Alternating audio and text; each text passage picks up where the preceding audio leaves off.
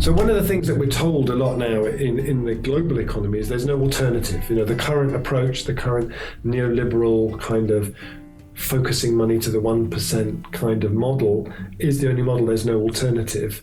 So REconomy, for me, really looks like it has the potential to be one of those alternatives, linking together with the cooperative movement and lots of the other stuff, the community economic development stuff happening around the place.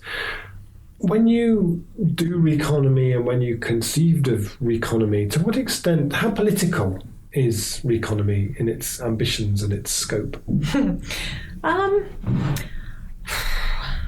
I don't think it's political with a big P in terms of, well, here's a particular economic strategy we're following.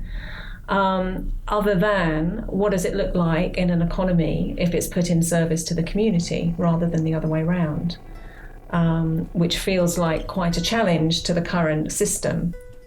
So to me, it feels like it's just this thing that transition does so well. It's about modelling, quite quietly really, at the local level, a different way of doing things and having these kind of niches that are open to this kind of experimentation where we can involve local councils, for example. So, our local CEO of the district council was involved in our economic blueprint work, quite quietly, but with interest to see what an alternative, kind of like a plan B, might look like when clearly they know plan A isn't working, but they can't really come out and say that. So that always felt like that was his interest in it, was seeing what else was there.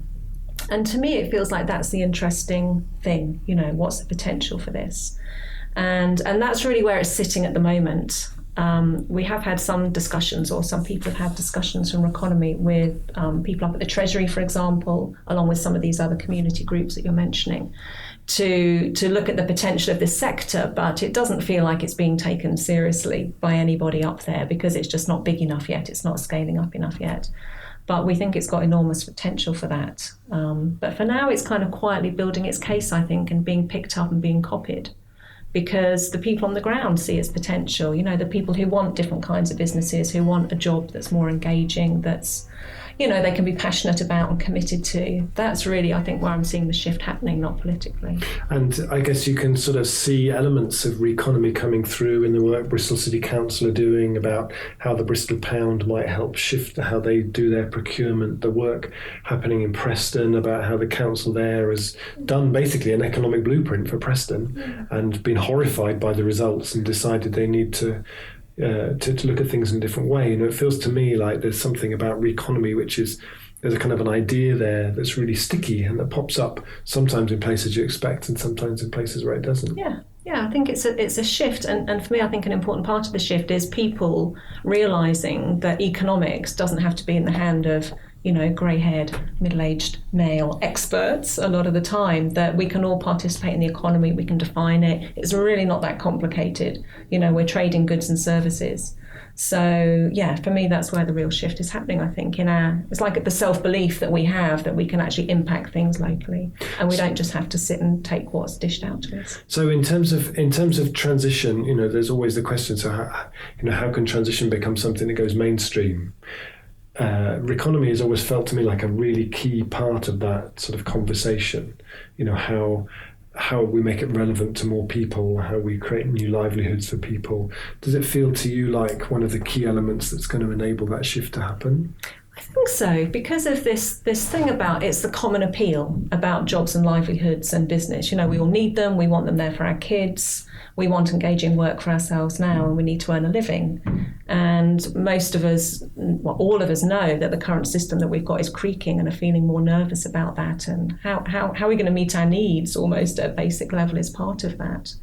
So it feels like all those questions are really valid and timely. And REconomy is one of the ways that we're exploring those things. Yeah, it feels to me like there's something in REconomy which is intensely political, actually, because it's really about not waiting for anyone's permission.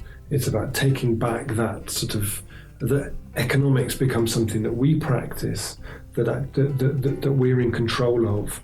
And you start to see the idea that rather than development and in all of its forms, whether it's retail that nobody wants or housing that nobody wants, just being steamrolled over people, actually REconomy ultimately gives the potential for a community to become its own developer, to become its own economy in that way. There's a real kind of democratic sort of taking back of power there, rather than developers just building all over the place. Actually, if as communities we own assets, we run successful enterprises, we can then actually use those to buy those options on those places and not develop them at all, or develop them in a different way.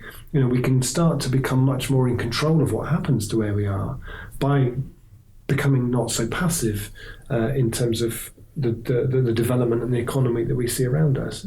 We have the election going on now where everyone's falling over themselves to promise us more houses and more jobs, but actually not all jobs are the same, not all houses are the same. We can have jobs or houses which centralise money and extract it and take it away, or we can have the same which keeps it locally and keeps it doing more, working harder here.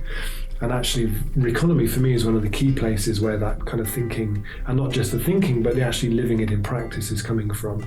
And that feels to me one of the most important things about it to me.